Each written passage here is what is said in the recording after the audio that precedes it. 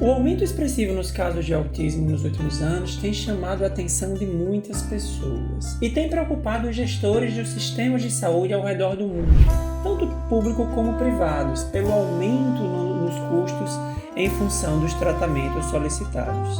Em meio a essa realidade, surgem diversas teorias que questionam a validade dos diagnósticos de autismo, especialmente os casos de autismo mais leves, os chamados nível de suporte 1.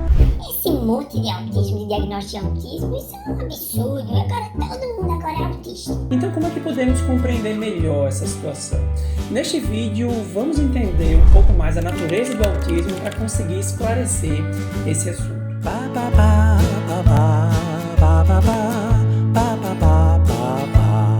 Olá, eu sou o Dr. Tiago Bezerril, médico psiquiatra, e aqui eu te ajudo a entender melhor sobre psiquiatria e saúde mental. Se você gosta de vídeos como esse, já dá um like aqui embaixo, se inscreve no canal para acompanhar as próximas publicações. Então aqui vamos alinhar alguns conceitos importantes para discutir esse assunto, que é as características do autismo e os níveis de suporte no autismo. O diagnóstico de autismo, que caracteriza o transtorno do espectro do autismo, são uma série de alterações, uma série de padrões de funcionamento que destoam da média das pessoas e que causam prejuízo e sofrimento. E as áreas de funcionamento que são afetadas, estão descritas no manual de diagnóstico, são a comunicação social e os processos de socialização, de interação social. Nesse aspecto, é um conjunto de alterações amplas que podem ocorrer.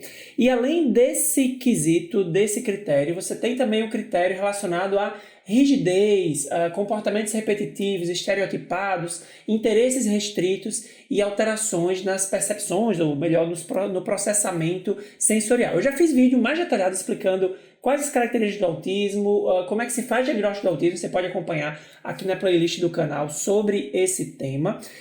Mas uma outra questão importante, quando você, dentro do espectro do autismo, porque o autismo é um espectro, existem variados sintomas em variadas pessoas dentro desse grande grupo do transtorno do espectro do autismo, são os níveis de suporte. Essa foi uma novidade que foi trazida pelo DSM-5, que é o Manual de Classificação para o Diagnóstico, em 2013, e que permanece até o momento, em que classifica o autismo em níveis de suporte 1, 2 e 3. E como o próprio nome diz, nível de suporte tem a ver com quanto o indivíduo com autismo precisa de apoio para conseguir funcionar bem. Então, o nível de suporte 1 é o apoio mínimo e o nível de suporte 3 é o apoio máximo. Então, nível de suporte guarda uma relação com o nível de gravidade dos sintomas ou quanto eles causam prejuízo. O nível de suporte 1 seria um autismo mais leve, é sinônimo, né, falado de uma forma mais popular, menos técnica, de autismo leve. Nível de suporte 3 de um autismo mais grave. E aqui eu vou te convidar a entender a história de duas pessoas, né? São representações aqui de pessoas reais, para a gente entender melhor um pouco da natureza do autismo, quanto o autismo ele traz essa coisa do espectro, né? Percebam aqui, João e Pedro. João e Pedro são dois amigos de infância, mas que hoje já são adultos com 21 anos. Então presta bem atenção aqui em João. Vou mostrar aqui algumas características dele. João, ele teve um atraso de fala na infância. Ele chegou o momento dele falar as palavras, as frases. Ele não conseguiu desenvolver a linguagem oral no tempo certo, é o que chamamos de atraso de fala. Ainda na sua infância, ele tinha dificuldades de interagir com os colegas, numa certa desmotivação de estar brincando com crianças da mesma idade. Ele preferia frequentemente brincar sozinho. Gostava muito de rituais, ele ritualizava muitas coisas, o ato de comer, o ato de se vestir, e gostava muito de colecionar objetos. Ele tinha dificuldade para comer, ele era ruim de comer, era uma criança que dava trabalho para comer, porque ele era muito seletivo, ele gostava de poucas comidas. Já na adolescência, ele tinha um sentimento, uma percepção de se sentir meio por fora em ambientes sociais, sentia um certo estranhamento, uma certa dificuldade realmente de interagir com as pessoas, e como adulto ele é conhecido por todas as pessoas próximas como excessivamente tímido, uma timidez exagerada. Esse é o perfil geral de João. Agora preste atenção em Pedro. Pedro, diferente de João, ele falou no tempo normal, não teve atraso de linguagem. Na infância dele, ele tinha interesse pelas crianças, também diferente de João, mas ele sofria rejeição pelo seu jeito rígido e um pouco sem noção. Aqui é interessante que, veja, Pedro, ele se interessava em brincar com as outras crianças, ele buscava as outras crianças, mas ele tinha dificuldade de ser aceito pelos seus pares, pelos seus colegas, porque ele tinha, além de ser um jeito rígido, ele gostava de controlar as brincadeiras, de só fazer as coisas do jeito dele, ele também era um pouco sem noção em relação a algumas regras sociais, e por isso ele acabava, no final das contas, também tendo prejuízo na interação social. Na infância, desde a infância, ele se irritava com facilidade em ambientes com muitos estímulos, ele era muito sensível a locais que tinham muitos estímulos, né? Muita luz, muito barulho, né? Muitas pessoas. Ele tinha também, Pedro, diferente de João, que não era muito perceptível, muitos movimentos repetitivos com o corpo, é o que chamamos de estereotipias, né? O balançar das mãos, ou ficar girando em torno do próprio corpo, ou ficar às vezes batendo com a mão na cabeça, principalmente quando ele estava muito estimulado, seja com estímulos prazerosos ou algum tipo de estresse, de estímulo desagradável. Na adolescência, Pedro, apesar de iniciar as interações, né, ele tinha capacidade de iniciar uma interação social, mas ele tinha muita dificuldade de manter os vínculos. Ele até iniciava, mas ele não conseguia manter relacionamentos cheios de amizade ou relacionamentos amorosos. Então ele era um adolescente aí praticamente sem nenhum amigo. E como adulto, ele era visto pelos outros como esquisito, desajeitado. Então veja que João e Pedro, existem algumas características incomuns a eles, mas existem características bem diferentes. E uma coisa que os une é que os dois foram diagnosticados com autismo, mas só na vida adulta, né? Os dois têm o transtorno do espectro do autismo. E percebam como eles são diferentes, né? Mas têm o mesmo diagnóstico, têm uma base em comum. Essa é a ideia do espectro, né? Para você ter autismo, você não precisa ter aquele conjunto fixo de características. As pessoas com autismo absolutamente não são iguais, elas podem ser até muito diferentes. Essa é a ideia do espectro. E percebam, o que é que une, o que é comum entre João e Pedro? Os dois têm dificuldades ou alterações na interação e na comunicação social. Os dois têm, de alguma forma, padrões de interesses e comportamentos restritos ou repetitivos. Os dois começaram a apresentar alterações na infância e os dois têm prejuízos importantes no seu funcionamento, né? Na sua qualidade de vida em função dos sintomas. E isso é o que faz o diagnóstico, né? A gente procura por padrões em comum. O preenchimento de critérios é o que faz o diagnóstico.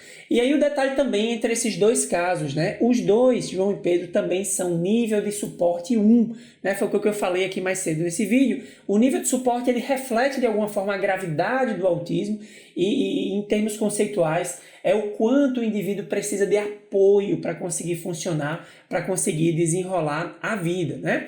E aqui um ponto de atenção interessante quando a gente está discutindo sobre diagnóstico, nível de suporte, né?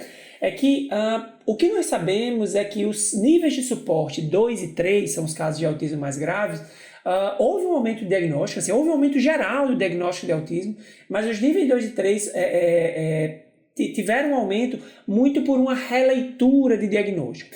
Casos que no passado eram enquadrados como TDAH grave, ou mais comumente como um transtorno, uma deficiência intelectual, um transtorno do desenvolvimento intelectual, que na classificação antiga era chamada de retardo mental, esses casos foi possível fazer uma releitura desses casos e acrescentar ou trocar o diagnóstico para autismo, né? O autismo ficou mais visível, inclusive com a mudança de critérios que houve em 2013, né? Como eu já falei em vídeos aqui que eu explico o motivo porque os casos de autismo aumentaram tanto, eu explico, né, que um dos motivos os profissionais estão conhecendo mais e os critérios se tornaram um pouco mais abrangentes. Então, assim, com essa questão da mudança do diagnóstico de alguns casos que tinham transtorno de deficiência intelectual e agora passaram a ter autismo, houve esse aumento dos casos 2 e 3. Mas, de fato, a maior atenção tem se voltado para o nível de suporte 1, porque é esse nível de suporte que compreende boa parte dos diagnósticos em adultos. Os adultos que estão sendo diagnosticados agora, em sua grande maioria ou totalidade, os adultos diagnosticados agora com autismo, eles são no nível de suporte 1. Porque normalmente níveis de suporte mais graves tinham algum outro diagnóstico já porque já apresentava alterações muito importantes, assim, muito mais intensas desde a infância. Então, o nível de suporte 1 é o que tem gerado maior atenção e maior polêmica nessa discussão, né? Tipo, será que tem tanto caso de autismo assim? Será que não está forçando a barra? Será que não está fazendo diagnóstico demais, né? E daí, para o nível de suporte 1, surge até aquele comentário que, assim, é muito inadequado, mas a gente escuta muito, que é: nossa, ele até nem parece ter autismo, né? Parece uma pessoa normal, consegue fazer as coisas, né? Então, assim, existe muita desinformação sobre o autismo, especialmente dos casos de autismo mais leve, né? E nessa questão, quando a gente está discutindo funcionalidade, não, ele parece não ter autismo, ele é normal, ele parece fazer as coisas, né? Eu já discuti muito isso quando eu estou falando de autismo feminino, né? Autismo no gênero feminino, que o prejuízo, ele muitas vezes vai estar mascarado, vai estar oculto. Nas mulheres é muito comum, no nível de suporte 1, que o autismo ele traga prejuízo no formato de quê? Das comorbidades psiquiátricas. O nível de sofrimento dessas mulheres é muito alto, mas por outras questões, até por algumas habilidades que essas mulheres têm, elas conseguem sim até funcionar razoavelmente, mas às custas de muito esforço. E isso cobra um preço muito alto no que se refere à saúde mental de forma global. As mulheres com autismo, as pessoas com autismo de forma geral, mas aqui eu destaco as mulheres porque esse mecanismo ele é muito, muito forte nas mulheres, estão mais sujeitos a terem ansiedade, ter depressão e vários outros problemas de saúde mental. Isso me faz lembrar de um caso que eu atendi recentemente, de uma jovem de 20 e poucos anos que chegou se queixando de ansiedade, né, de sintomas no aspecto de ansiedade, problemas de humor, e quando eu consegui analisar mais a fundo, assim, estavam lá inúmeras características de autismo que nem ela mesma vinha percebendo com muita clareza, e o nível de sofrimento, de desconforto que ela tinha, o prejuízo que aquele autismo causava na vida dela, mas que ela se acostumou a viver daquela forma, né? Com todas as dificuldades de comunicação, interação social, os problemas sensoriais, a rigidez, enfim, uma lista de problemas. Então, para finalizar o vídeo, e aqui a questão talvez mais central do que a gente estava discutindo lá no início, assim, realmente o autismo leve, ele existe, e óbvio que ele existe, né? Ele está dentro da classificação, o autismo de nível 1. E aí, o que é que a gente poderia reunir de forma resumida? Quais são as evidências que fazem a gente enxergar com clareza que esse autismo mais leve, ele de fato existe, ele é importante, né? Eu vou destacar aqui 6 características, né? 6 evidências que mostram o quanto esse autismo existe. Eu vou agrupar elas em 2 grupos, né? As evidências, digamos assim, mais exteriores, né? Que a gente pode observar de fora, né? E as evidências mais interiores, né? Explicar para vocês. O que é que eu chamo de evidência exterior? Primeiro, as características, né? Existem critérios claros para o diagnóstico de autismo, independente do nível de suporte. Nível de suporte 1, 2 ou 3 precisa preencher o mesmo conjunto de características. O que vai mudar é a intensidade daqueles sintomas, o quanto ele dá prejuízo, o quanto o indivíduo precisa de suporte. Então, características é uma primeira evidência importante. Então, lá as características a gente consegue identificar. Um profissional bem treinado, né? Se utilizando de ferramentas, ele vai conseguir identificar. Segunda evidência, sofrimento. O sofrimento ele pode ser relatado pelos pacientes para a gente, o quanto eles sofrem com aquelas características, mas também a gente consegue ver, né, dentro do funcionamento do indivíduo o quanto ele sofre. Terceira evidência, prejuízo. E o prejuízo ele pode ter um aspecto muito objetivo, muito concreto, como, por exemplo, não atingir, não conseguir ter um bom desempenho acadêmico, ter problemas na vida profissional, problemas em relação da vida amorosa, da vida romântica, da vida familiar, enfim, um conjunto de problemas que o autismo, prejuízos que o autismo pode causar. Uma quarta evidência é o maior risco de outros transtornos, como eu já comento muito. Autismo aumenta o risco para transtornos psiquiátricos diversos. Também a gente pode ver as pessoas sofrerem, desenvolverem problemas de ansiedade, humor, problemas com uso de substância, esquizofrenia, TDAH, enfim, uma lista de transtornos que são mais frequentes, que as pessoas com autismo têm maior risco de desenvolver. Então, essas são características que a gente consegue ver, nós, enquanto profissionais, conseguimos ver e verificar isso de forma exterior. E na forma interior, dentro do organismo do indivíduo, né? Quais são as evidências? Nós temos genes, a genética. O autismo é um transtorno genético, ele está baseado na genética do indivíduo.